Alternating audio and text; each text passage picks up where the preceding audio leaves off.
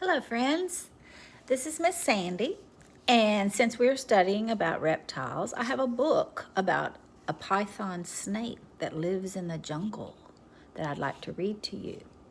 And it's called Verdi. It's got some pretend parts to it, but it has some true parts to the story too. Okay, so we're gonna read Verdi.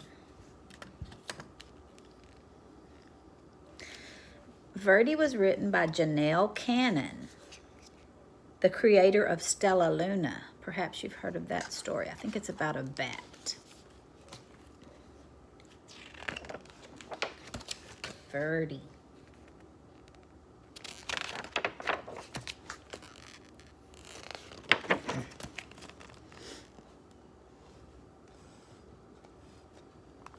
On a small tropical island, the sun rose high above the steamy jungle. A mother python was sending her hatchlings out into the forest, the way all mother pythons do. Grow up big and green as the tree's leaves, she called to her little yellow babies as they happily scattered among the trees. But Verdi dawdled. He was proudly eyeing his bright yellow skin. He especially liked the bold stripes that zigzagged down his back. Why the hurry to grow up big and green, he wondered. Maybe some of the other snakes in the jungle could tell him. Verdi ventured into the treetops to look for them.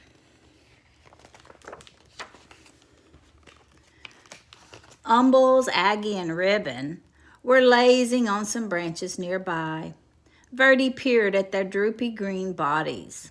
It's not polite to stare, chided Aggie. Umbles burped and groaned. It's taken nearly 4 weeks for that last lizard to digest. I surely do like lizards, but lizards don't like me. Why don't lizards like you? Asked Verdi. Don't interrupt, Umbles grumbled. Dear me, whined Aggie. If I don't shed soon, this itchy skin will drive me bananas. Verdi tapped a tune with his tail as he waited to speak. Stop that, Verdi, it makes me nervous, Ribbon complained. Besides, you'll never grow up to be properly green, always interrupting and constantly fidgeting. Verdi couldn't imagine being in such a hurry to be like them, and he really wanted to keep his sporty stripes. Hoping to find snakes that weren't so boring, Verdi slipped away. Dozer was snoring in a tree not far from the others. Hello, said Verdi. Do you want to climb the trees with me? I'm tired, Dozer growled. Go do a few laps around the jungle, okay? Verdi's heart sank. Greens were not only lazy and boring, they were rude. At the top of the very tall tree, Verdi gripped one branch with his tail and another with his little yellow snake jaws.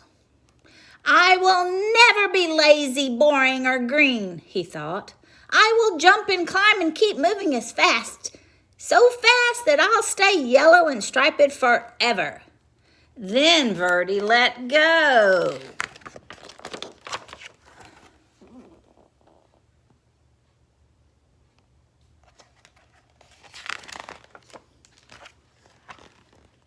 From a distance, the greens watched. Oh my, they chorused. Ribbon shook his head. At this rate, he'll be lucky to make it to his first molt. Aggie nodded. He's likely to put an eye out on that branch. Umbles moaned. He may not even live to turn green. But one day, Verdi's skin began to peel, revealing a pale green stripe stretching along his whole body. Cack! He gasped. How can this be? I'm the speediest snake in the jungle, and I'm still turning green. He raced down to the river, grabbing up a mouthful of rough leaves. Verdi flung himself into the water. If I can't run this green off, I'll just scrub it off, he thought.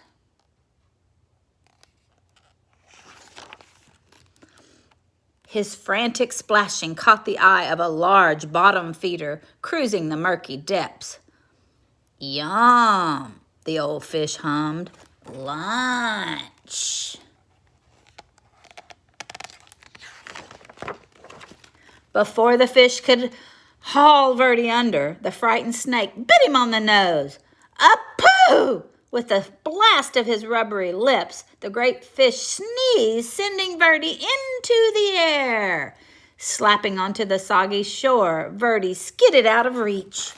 Whew, that was close.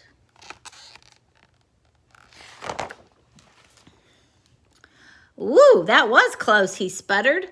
Every inch of his body was covered with wet, gloppy mud.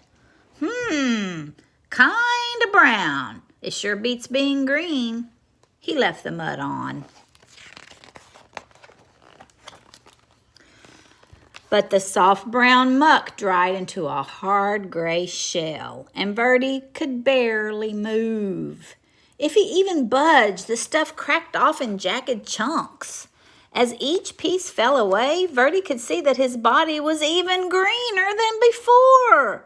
"This is terrible," cried Verdi. He pictured himself hanging around in droopy loops, itching and complaining and worrying all day like the old greens. He looked up into the sky, where the sun blazed a beautiful yellow, just the color he used to be. Then he pulled a vine to the top of the tree. Launching himself from the treetop, Verdi startled a flock of colorful birds. He became dizzy with delight, sure the bright sun and his lofty speed would turn him golden again. In his joy, Verdi forgot he would fall back to earth. Whippity-whappity, fwip-fwap, wham! Plummeting through the trees, Verdi landed in a crooked sprawl across the log on the forest floor. He couldn't move. "Help," he croaked. As usual, the greens had been watching Verdi's antics. They moved quickly to where he lay. "Didn't we say it would come to this?" Umble said, shaking his head. Aggie sighed. "Lucky thing he's still got 2 good eyes." They gently lifted Verdi up to a safer place where they could watch over him while he healed.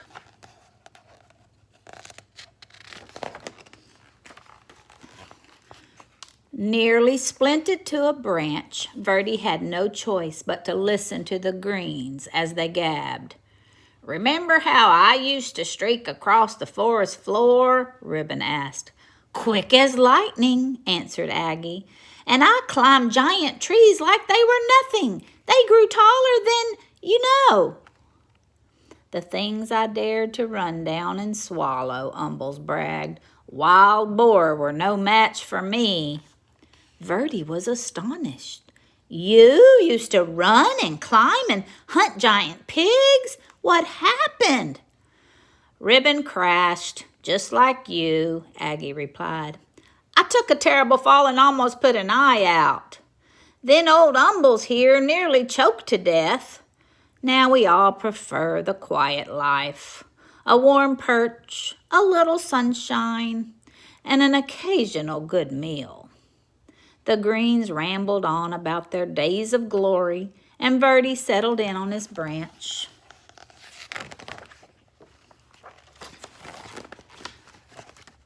Finally, one afternoon, Umble said, "Looks like you're ready to go again." He carefully untied Verdi from the branch. "You're welcome to come with us," said Aggie. Ribbon agreed. The 3 greens slipped quietly back into the forest. Verdi wasn't ready to join them. He wasn't sure where he wanted to go, so he just stretched and stayed put until the sun went down. He listened to the forest come alive.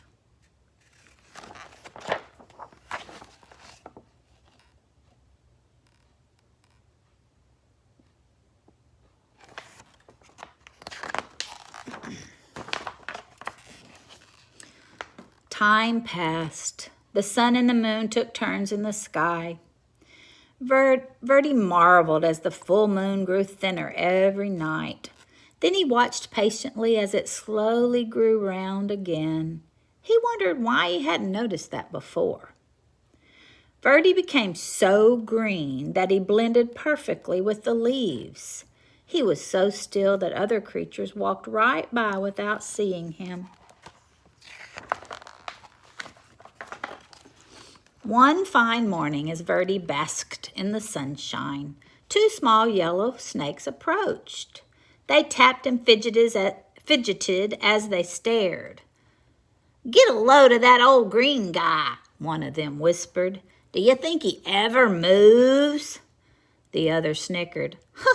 "I seriously doubt it." "They're just like I used to be," thought Verdi, "and I'm now what I was afraid to be." He looked at his big green body and slowly smiled. "How would you like to climb trees with me?" he asked. "With you?" The yellows were astounded. "I'll even show you my fancy figure 8, Verdi replied, though he was a little worried about putting his eye out.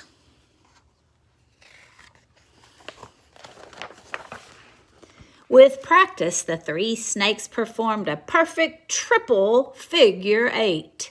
Leaping and looping with his little striped friends, Verdi laughed. I may be big and very green, but I'm still me."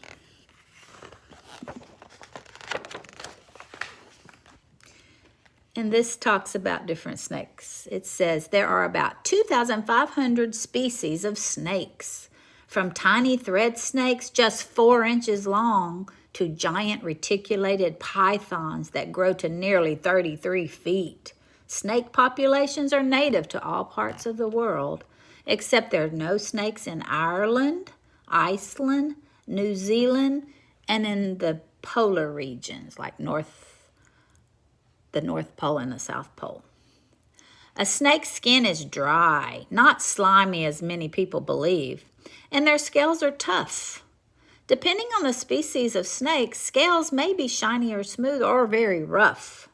Some snakes usually polish their scales by rubbing them with an oily secretion from a gland by their nose.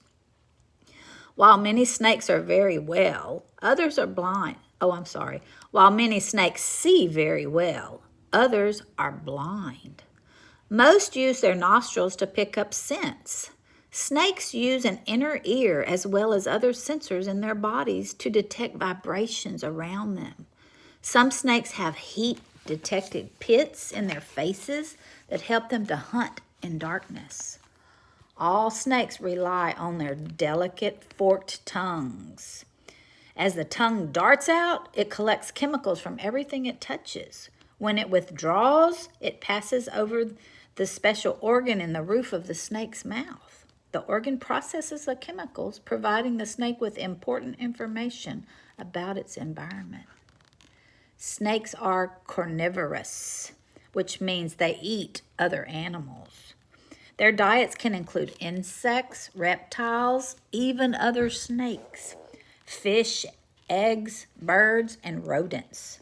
Some of the biggest snakes will eat creatures as large as a deer. Many kinds of snakes go for months without even eating. About 25% of the world's snakes are venomous. Their venom is used to quickly paralyze prey and for self-defense. Although most snakes would rather flee from flight, it's smart to admire all wild snakes from a distance. These often shy reptiles will appreciate your respect. Among the many non-venomous types of snakes is the family of giant snakes, which includes all pythons and boas. While boas are oviviparous, I can't say that very well, meaning they birth their babies fully formed. Pythons are oviparous, which means they lay eggs.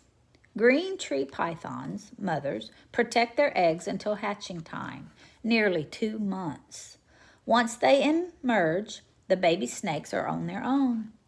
These hatchlings range in color from dark reddish brown or bright yellow. Approximately 8 inches long when they hatch, these babies grow to be about 6 feet long. After several molts, their skin colors change to the rich green of a mature snake. The young snakes eat insects and small lizards, using clever techniques to capture their food, such as wiggling their worm-like tips of their tails to lure their prey within striking range. Adults become adept at capturing birds by curling up and resting motionless in trees before striking. Their unusual coiling position allows them to operate much like a spring. Green tree pythons use constriction or squeezing to immobilize their prey. Snakes are valued by humans for many reasons, including their ability to keep rodent populations in check. These sensitive creatures are an important part of our ecosystem. The end. Thank you, friends. I hope you learned something about the python and other snakes. I'll talk to you later. Bye-bye.